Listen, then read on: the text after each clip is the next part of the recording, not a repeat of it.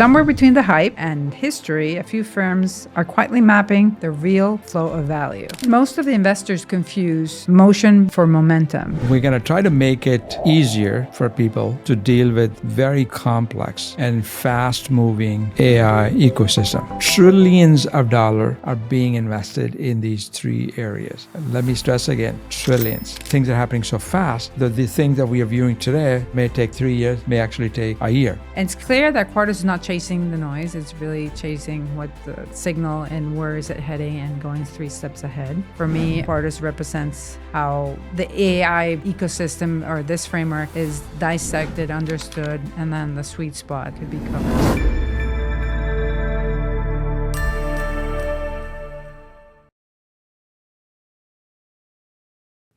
There's a lot of noise, AI noise out there, and trillion-dollar chip makers, startups claiming to reshape the industries. But somewhere between the hype and history, a few firms are quietly mapping the real flow of value. So today, Quartus Capital Partners has built one of those maps, one of those ideas, powerful ideas, this AI value creation matrix that we can unpack today. So today is Afzal Tarar, managing partner of Quartus Capital Partners, and joins us for another masterful masterclass in AI and unpacking this value creation matrix. Al, you've said most of the investors confuse motion for momentum. When you and your team built this framework, what problem were you trying to solve for? Hi, Gabriella. A pleasure to see you. Happy to talk about this. We're going to try to make it easier for people to deal with very complex and fast-moving AI ecosystem.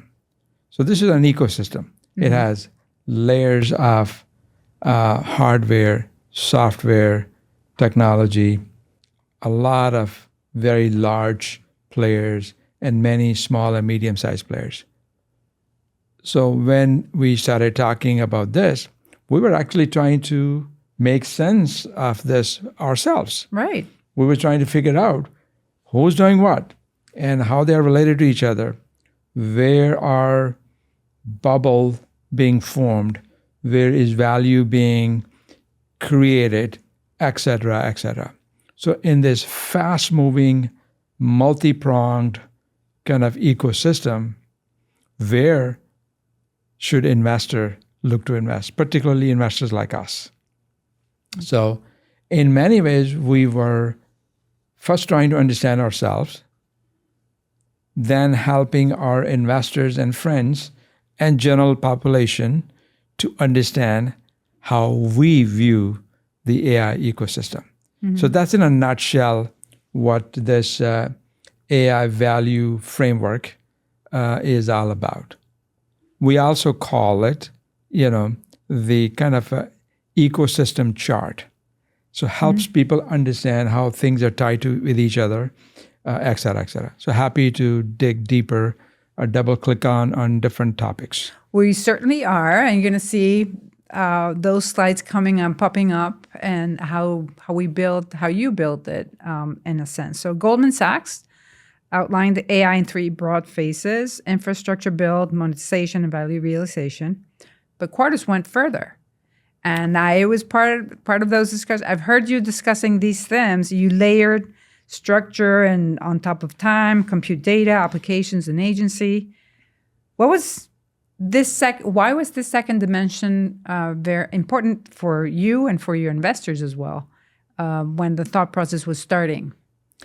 So a lot of work that has been published or being shared in the mass media is simplistic for probably good reason, because they want to communicate to more people.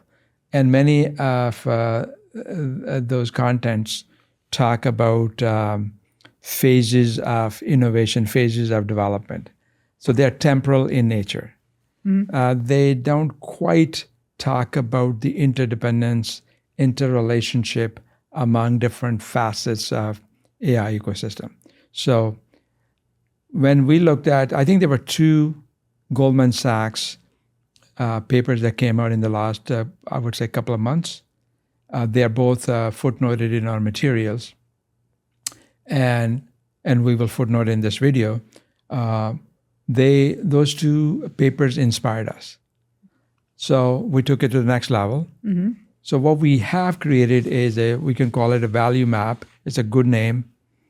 Is putting the entire AI ecosystem as we understand today in 6 layers. 3 of them are horizontal and 3 of them are vertical. And there's a reason that the 3 of them are horizontal, and there's a reason why 3 of them are vertical. And we will go through most of them in some level of detail. Just a side note, having this 3D, 4D generated graph was not an easy task for anybody. But anyway, for this investment... I know it was not. And you have seen us being challenged with how to visually communicate very complex layers of information to audience, right? So the chart is still perhaps quite busy, but nonetheless, we wanted for the audience to decide whether they want to go to 1 double click or 2 double clicks and so forth to the level of detail. But this chart is a pretty good representation of how we view the AI ecosystem today. It's going to change, and it's going to continue to change for foreseeable future, or perhaps for good. Yeah. So we might say it like this, like an investment compass in a way, or trying to decipher what's going on in the world. So let's start unpacking. So the infrastructure rush.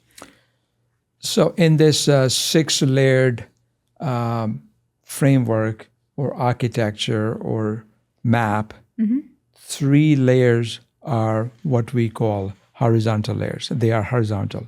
The first one out of them is the hardware infrastructure layer. So this is where NVIDIA-like companies come to mind. And if it's in the news today, by the way, NVIDIA became the first $5 trillion company. $5 trillion company, first in the world. And that is in that hardware infrastructure layer. And there are a lot of new developments are happening in hardware infrastructure layer. Many of them we have not even heard of yet because they have not come out yet. So NVIDIA is a big name, but a lot of other companies are trying to catch up, and some of them are coming from behind and perhaps will have innovations that may surpass what NVIDIA is doing. And in that horizontal layer, many international competitors are also going to pop up, particularly from China. So that has been actually one of the biggest areas of tensions between the two countries, how and when Chinese chip making might be as competitive with U.S. As China is aspired to do. So that's the first layer, okay? And also cloud infrastructure. So this is where large cloud systems are using the chips, right, to make AI modeling accessible and scalable. So this is where Microsoft Cloud, Google Cloud, et cetera, et cetera. So there are a multitude of companies, or Amazon are in that space. Right. So that's the second layer. The third layer is what is getting perhaps biggest or second biggest name recognition in our vocabulary is the LLMs. So these are LLMs and other infrastructure software that is being developed by 5 perhaps companies, and many more are in formation right now. So the 5 big ones would be ChatGPT from OpenAI to Gemini from Google and so forth. Mistral. So that's the third layer. So these 3 layers are what we call the infrastructure layers of the AI ecosystem. So trillions of dollars are being invested in these 3 areas. Let me stress again, trillions. Just a couple of weeks ago, I think 2 major transactions happened. One of them was I believe Facebook is developing their own data center, and private equity firms are providing the debt for that infrastructure, and they are buying, chips from NVIDIA. And then previous to that, there was another $500 billion or $1 trillion transaction between Oracle, NVIDIA, and one of the big LLM, OpenAI. So triangular. So there's a lot of triangular business transactions that are happening in that space. So some people are beginning to wonder if there is a lot of bubble being built. So this is a debate happening. We have not taken any position on this yet, but we agree that some level of bubble is beginning to form. And the bubble, whether that bubble would be a rational bubble or irrational bubble, as somebody, I think you and I discussed this last week, right, that's being debated. But another word that's being thrown around is exuberance. So there's a lot of exuberance around continuous scaling and of these LLM-based AI infrastructure. So that's where most of the dollars are being invested today in AI ecosystem. So that would be the paradox. This infrastructure is essential in terms of guiding your investors into moving still on the horizontal horizontal layers that we have. How do we go about stepping into the different stages in that within that, and what is important about each of the moments or the tension points that they have in terms of scale? You mentioned scale. So another dimension that we added, one was the layers, the other one was the temporal kind of dimension. So this was largely inspired by how Goldman Sachs viewed the world. So in that, we added kind of phases of development. Right. And it's not linear per se, that people have to go through phase 1, phase 2, and phase 3. It's possible that some companies will directly jump into phase 3 or phase 2. Other existing companies will go through incremental or significant development. So those phases are roughly, in our view, 1 to 3 year, 3 to 5 years, and 5 and. But the time windows, even as we are recording this, may be collapsing. So the time dimension is another thing that's happening, because things are happening so fast that the things that we are viewing today may take 3 years, may actually take a year.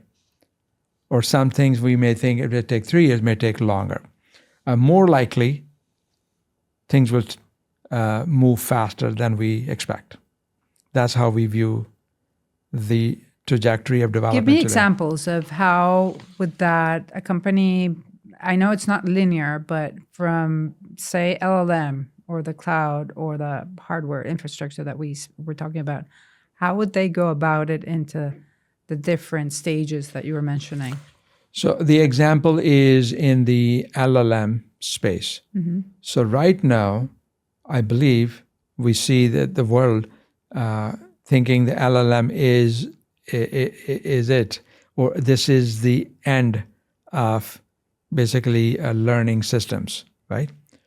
But it could be farthest from the possibility.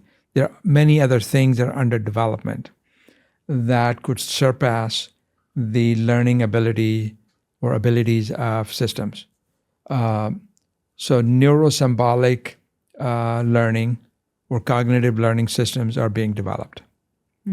Those, if and when, I should say when, it's not if, when they become viable and successful, they could significantly change the AI ecosystem. So don't take my word for it.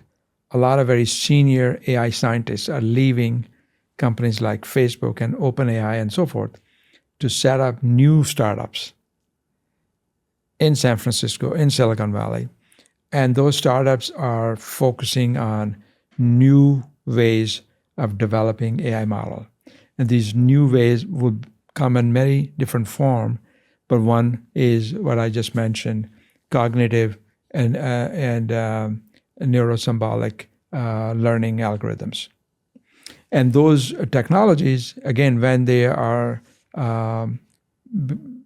become viable, they are likely or they are expected to demonstrate that less energy is needed and perhaps less chips are needed. And that will dramatically change, I believe, very strongly, the exuberance that we feel today about the current technology. Okay.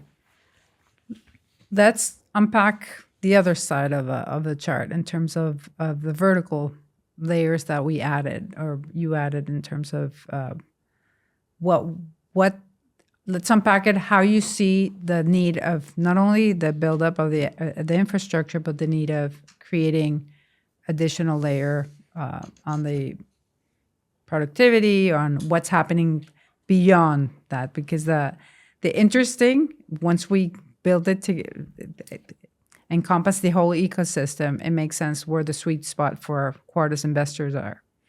So we just finished talking about the horizontal 3 layers. Correct. Now we will talk about the 3 vertical layers. Mm-hmm. And they sit on top of this visually for good reason, because they are relying very significantly on all the trillions of dollars that are being invested in this infrastructure. Mm-hmm. That the first layer, vertical layer, is what we call AI-enabled productivity gains or productivity improvement. So these are AI-based software solutions that are generally cross-sector, cross-functional, and they are there to improve our lives. So a lot of new developments are happening in this space. I'll give you some examples. Some examples are very basic, spell checking apps to note-taking apps to helping us summarize meetings and so forth. But some of those applications in that vertical are exceptionally intelligent. So they're actually doing things which maybe a year or two ago, I personally thought was not possible. So I talk about the example of Gong as a software. I believe that sits in that space. Okay. So Gong is an enterprise quality AI platform that uses multiple agents to what they call pick the relationship intelligence and communication intelligence. These words, it didn't exist in my vocabulary till 6 months ago. Mm-hmm. They exist now because these AI engines are not just taking notes and listening to calls. They're actually picking insights, topics, sentiments, etc., from emails, social media, phone call messages to recorded calls, etc., etc. So any and every channel of communication can be integrated into this. Okay? Yeah. So that's an example. So that's the first vertical. Okay. We generally don't invest in that space, but on an exceptional basis, we might. The next vertical layer is what we call vertical AI solutions for high value sectors. It's very mouthful and intentionally so, because we are not just investing in vertical AI solution for any sector. We're investing in vertical AI solutions for healthcare, education and learning, security and safety, logistics, etc., etc. So in each case, these vertical AI solutions are built around domain-specific data, and they are solving domain-specific, critical or pressing problems or challenges. It's more on the industry side, or maybe that segmentation that you're doing or that application that you're doing. Is it more, I don't know, transcendental or industry, or how might you frame? I think it's a domain. So Okay. the first one is it's broader domain When you say communication intelligence is very wide. Right. It's industry, sector, and challenge or problem independent. While the second vertical is more specific to a domain that has very deep repertoire of knowledge and experience. And without that, you cannot intelligently do things in it. Medical healthcare is one of them, as an example. Financial services could be another one. Right. So that's the difference. It's really a narrower, deeper, I would say it's a depth.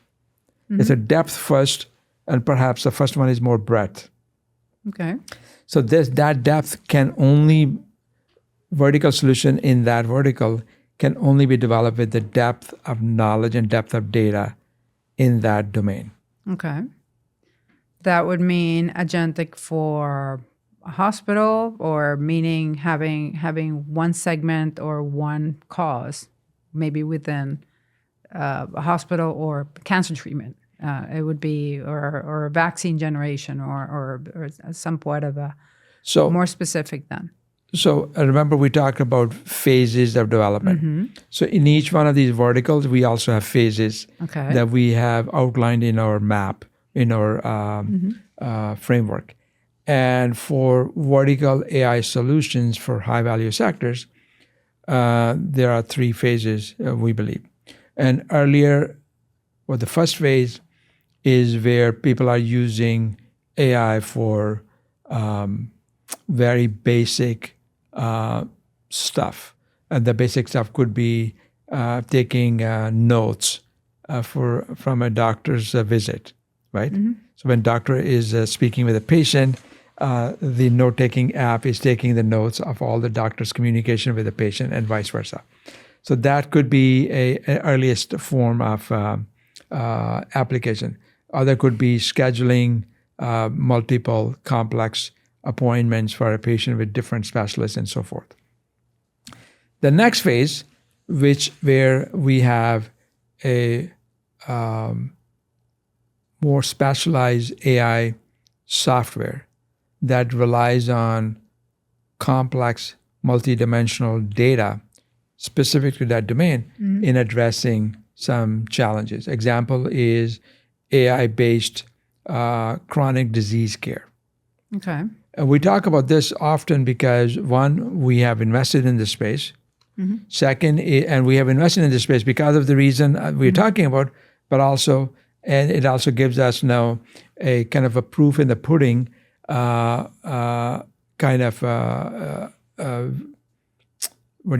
perspective. So this particular company uses 700 to 800,000 data points for a single patient to figure out how the chronic disease care plan should be formed for this elderly or patient that's dealing with cognitive care. So they take DNA, blood work, prescription medicine history, and so forth to analyze that. So in order to help you visualize and help our audience visualize, so for example, somebody sitting at my dinner table in San Francisco last week is said, Al, I'm taking pills for A1C, right? And I'm trying to figure out which pill should I take, because there are 5, 6 different manufacturers. Brands. And formulation is slightly different. This AI software that I just mentioned has in it all 20,000+ prescription medicines that are used in the US, how they are formulated, how they interact or counteract with other medications, what are the side effects, and how DNA reacts to different formulations. All that knowledge is inside this AI software. So by having that, the software can tell patient A, you should not take this formulation of A1C, instead you should take the other one, because the one you're taking may have more side effects versus the other one. That's the level of domain expertise built into this. So this company cutely calls their software LMM, Large Medical Model. versus LLM. Okay. Right? So that's an example of what we consider to be the phase two development of AI-based software for vertical solutions for high-value sectors.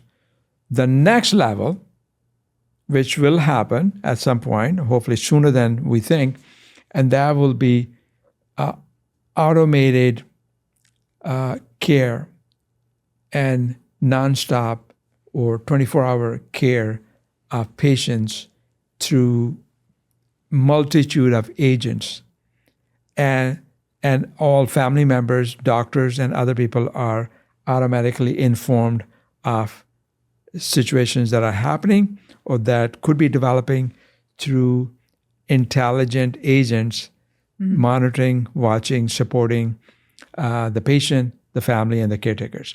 That's the height of what we call ongoing patient monitoring. Okay. So there are multiple words being used. So that is an example of, and the same examples can be used in travel, air travel. Okay. So air controllers, the traffic controllers. There's a shortage, and it also is a very specialized field. And although this is very, very high risk space, and I don't know how much innovations have been happening in that space. So there would be a time in the future, perhaps hopefully sooner in the future, where AI will be significantly helping the air controllers monitor the traffic and react to it faster, better, and more accurately. That might be on the second layer. I when you mentioned the third or that layer, the AI-enabled robotics and physical AI, you see robotics playing. I mean, things happening in an ecosystem like on top of obviously the infrastructure that we spoke about, but that idea of AI enabling. You're saying planes or traffic controllers enabling much more spaces, is it not? Yeah, so I think we haven't spoken about the sixth layer, which is the third vertical layer. We call it physical AI and robotics. Okay. So when I was talking about earlier, I was only talking about air control systems and air control. That's on the software side, maybe. It's a software. Okay. It's basically AI-enabled supervision of air travel so that the air controllers have the best-in-class information and decision-making made in near real time. So the sixth or the last vertical that we talk about is the robotics and physical AI. So what that means is it's similar to the second vertical, but different is being embedded in physical devices. So it could be industrial and social robots doing things with us, for us, or in place of us. So, and there are many examples already being delivered. And automotive and logistics and... So I take a little bit of a liberal view of what robot. A lot of people think robot is somebody who looks like a man, a woman, running around the street. No, robots come in all kind of shapes. So I think of Waymo self-driving car, which is being introduced here in Miami as we speak, it's one of the smartest autonomous car. Driving is a very complex function. As you know, you have to be attentive, you have to pay attention visually, you have to listen to things, you have to read the signs, etc., and you have to feel how things are moving around you all the time. So Waymo, as an autonomous car, does that. Yeah. So that's an example. So there will be many more examples. And also we see these little baby robots running around in Miami delivering food. So they are very simple form of robots. But we will have smart robots that will be doing work like Waymo and other autonomous cars. but they will be doing equally, if not more, complex tasks by themselves. And that could be a nurse. Yeah. That will be, actually, we looked at a robot a couple of years ago, and this is a simpler form of a robot that's maintaining the patients in a hospital. So instead of a human nurse visiting patients, there is a permanent fixed nurse standing in the room, and this robotic nurse is measuring, maintaining, and providing supervision, alerting the control room if there is a degradation and so forth. All the way to self-driving, self-flying, self-operating machines. Right. Another example could be industrial robots in Amazon and other warehouses. So they use robots today, but making those robots even smarter. It's in the news today. Do you see the amount of Yes. layoffs they're having, and they're doubling down on AI and robotics? So Yeah, and firing a lot of people. well, they're layoffs, and then that it's going to be spent on that. Yeah. So we covered most of the chart. Now let's zoom in on where Quartus invests and what you coined the term blue zones for this chart. And why don't we describe what those zones are and why is it relevant and what defines a blue zone opportunity for Quartus Capital? So we can generally advise people out there where they should invest or don't invest. But we can tell where we are investing. Mm-hmm. We, as an investment firm, so the first three layers, horizontal layers that we talked about, again, for sake of summary, the hardware infrastructure layer, Mm-hmm. cloud infrastructure layer, and LLM and software infrastructure layer.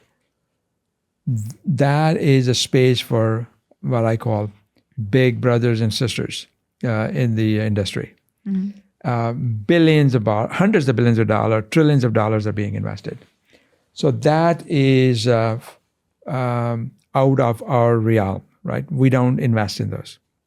One, they require very significant capital. The other is we don't see the profitability in that ecosystem for foreseeable future. Okay, this is just our general view. Mm-hmm. Okay, we find the three vertical layers more attractive.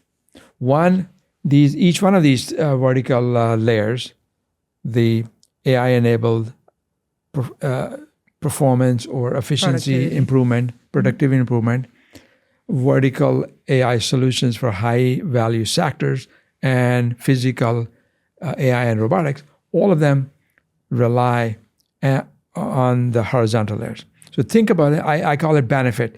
They're strategically benefiting from billions or trillions of dollars being invested here Right. without investing the money. All they're doing is licensing LLMs. They're using cloud infrastructure, which uses chips. They're not buying chips. They're not buying cloud. They're not setting up cloud like us. Our firm, your firm, we are all benefiting from that layer. Mm-hmm. So these vertical companies, they are clients of these layers. Correct. So they are deploying all of their capital, time and effort and energy and creativity in forming these vertical solutions. Mm-hmm. That makes them very valuable for us. We see tremendous value. And there's a lot that we can control as well. There's nothing we can do to control here. Okay. Again, big, out of control of actually governments as well.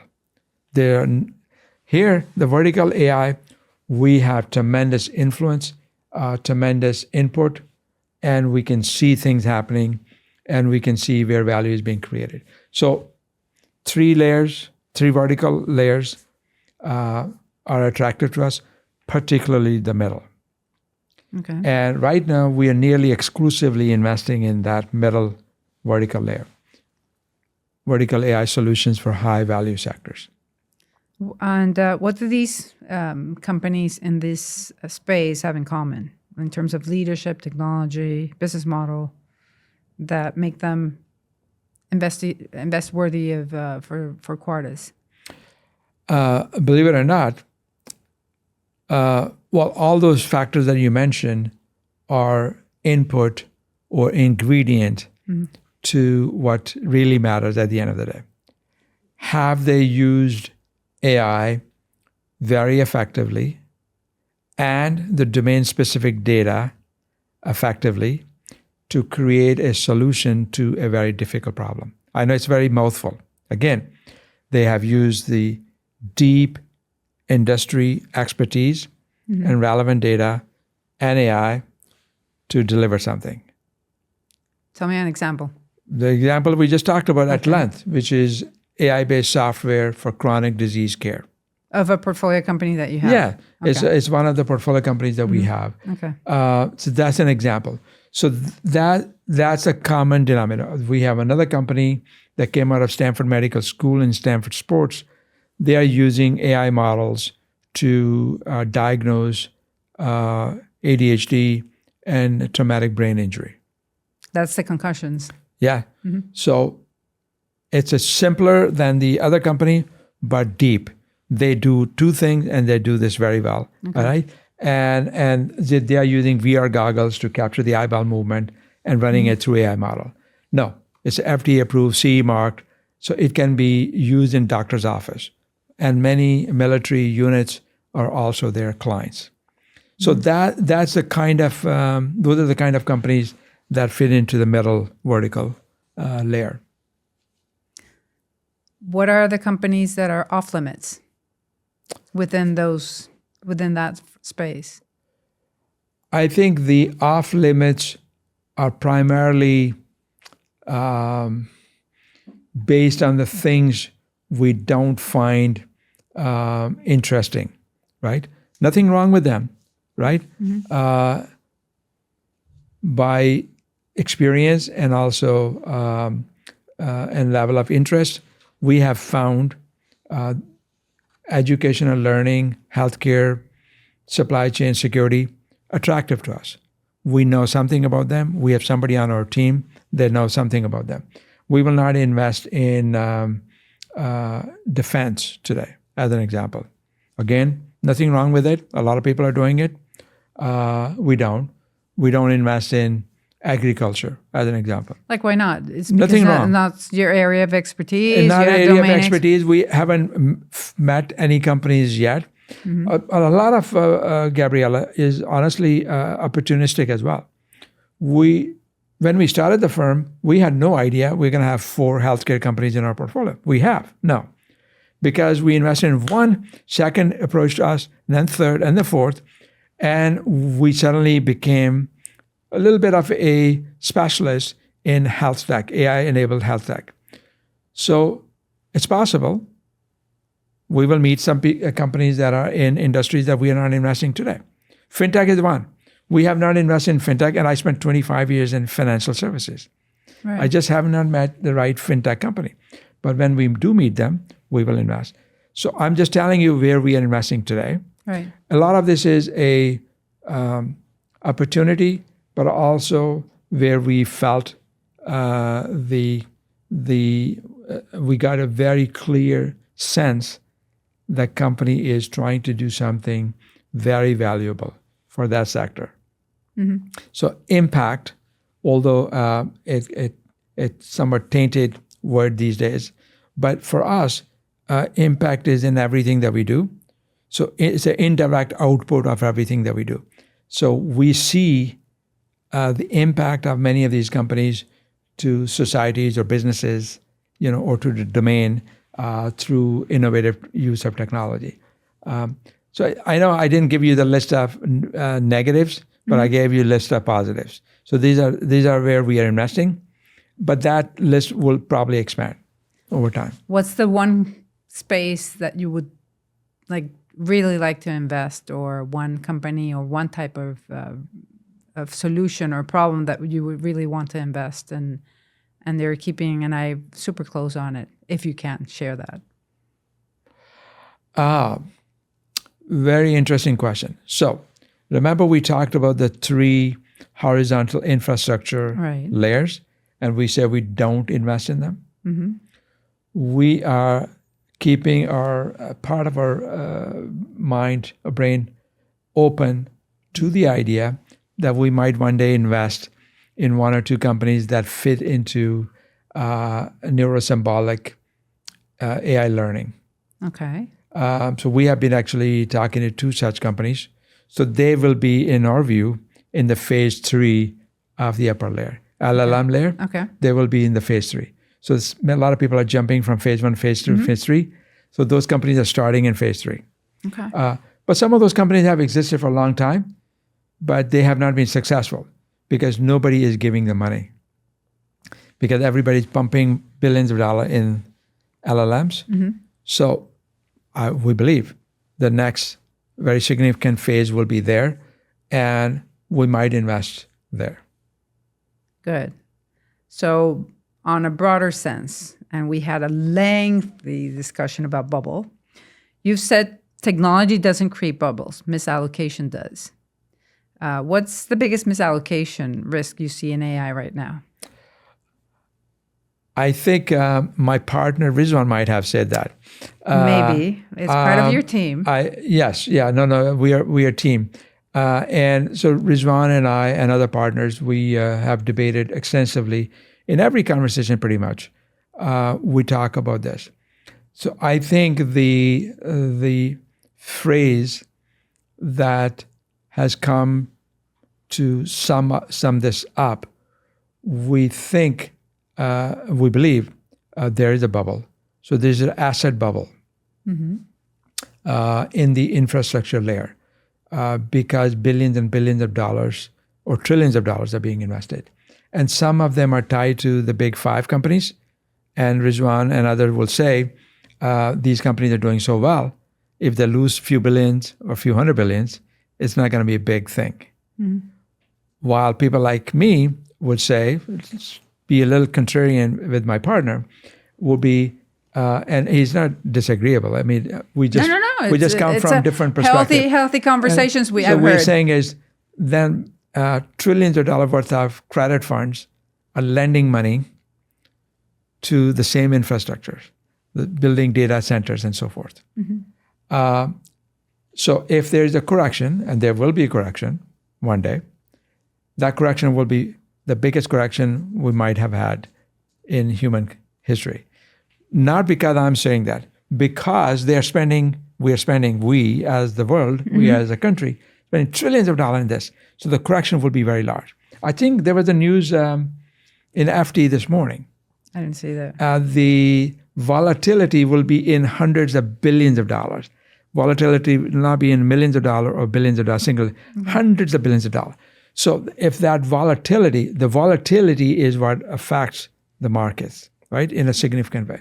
So then a lot of average investors are caught. So this is what some people are beginning to be concerned about. When I say some people, I'm taking cover from them because they are smarter than me. I'm talking about Financial Times. I read Financial Times, as you know, every day. I post about them. They are talking about this pretty much every day on the front pages of Financial Times. So some other people are saying this is a rational bubble, meaning, quoting the Railway Times, railway development, some billionaire at the time spent a lot of money building rail structure, and we're still benefiting from it. I believe all the infrastructure that's being built will benefit us for the long time. But will some or a lot of people lose money in the process? I think yes. So that's why some people say it's a rational bubble. So I'm not an economist, I'm not a specialist on bubbles, but I'm a astute student and watcher of what's going on. And so we are treading very carefully. So this is one of the many reasons people like us or me, we're not investing in that layer. We're benefiting from it. And so we keep an eye open on the far end and see what you have. Yeah. If you had to summarize Quartus Edge in one line, what makes your investment philosophy different from other AI funds that are out there? I wish there was one phrase I could use to sum this up. So I think our decades-long relationship with AI informs us of what the goods and bads may be in the current AI ecosystem, plus 20, 30 plus year experience each in technology, operations, management consulting globally. Those two foundational ingredients inform everything that we do. So we talk to our prospective investors saying, that is our DNA, and we use that DNA every day. And we're adding to that DNA every day as well. We're learning new things. Right. So that DNA informs us in all of our investment decisions. And we believe that DNA and expertise will help us make smarter decisions, smarter investor decisions. And I've seen the discipline, I've seen the drive, the discipline, the rigor, the ethics around how your playbook and the way you go about any decisions that you make. Travel intensively, building relationships and is part of but then also looking at real world problems and the idea of health and coming back to solving for a kid that had a concussion and that would take him off and that would benefit in the long run. That's an amazing cause to found. So I do see in the experience and the amount of time that we've shared is that drive. Yes, there's rigor. There's evidently a massive amount of experience and machine learning, AI, and what you know, but then put it to practice. So if I may say it, maybe take a second attempt at this. We use our decades-long knowledge and experience of AI and technology and operational experience globally, right? And be informed from that when we look at any investment opportunities, right? And then we are also adding the new knowledge and insights that we are gathering on a daily basis from the AI ecosystem. So that's helping. Our investment horizon is 8, 10 years. So we're not investing in 30, 40-year long horizons. So we are investing in companies we expect to exit or have liquidity event in the next 8 to 10 years. So it's a reasonably, it's standard duration. Lastly, we haven't talked about it. We are a fiduciary to our investors. So as such, we are trying to maximize the return on investment for our investors, while also protecting from as many downside risk as we can, right? So our expertise and our perspective is all applied in those two, upside and downside. Absolutely. Well, we've seen the matrix, not the matrix. We've seen this value creation framework that you've put together. It migrates from infrastructure to intelligence to how it solves the problems. And it's clear that Quartus is not chasing the noise. It's really chasing what the signal and where is it heading and going 3 steps ahead. What's the one message you want investors to remember from this framework that we've covered today? I think the framework that we have put together is very insightful. It's very beneficial for anybody who cares to read it, regardless of whether they invest with us or not. That's not the point. We have spent enormous amount of time and effort in putting this together. So we're basically showing the audience how we view the AI ecosystem. and why and where we are investing today, so that it might be helpful to folks who are watching this. And if any of this interests people, we're happy to have additional level of dialogue, because these discussions can take hours and weeks, and we may not have resolution. But we are very clear internally as to where we are focused and why we are focused, while the world is changing very, very fast. It's forever evolving Yes. as well. So anything that I haven't asked you want to share? I'm surprised. You have asked everything. Okay. I think we covered everything. So Al, thank you. It was really, as I said at the beginning, a masterclass of learning. Is impressive, the perspective, and a reminder that true innovation goes beyond structure. It needs patience. And that is, and purpose. Understanding where you're heading and why you're doing it is important.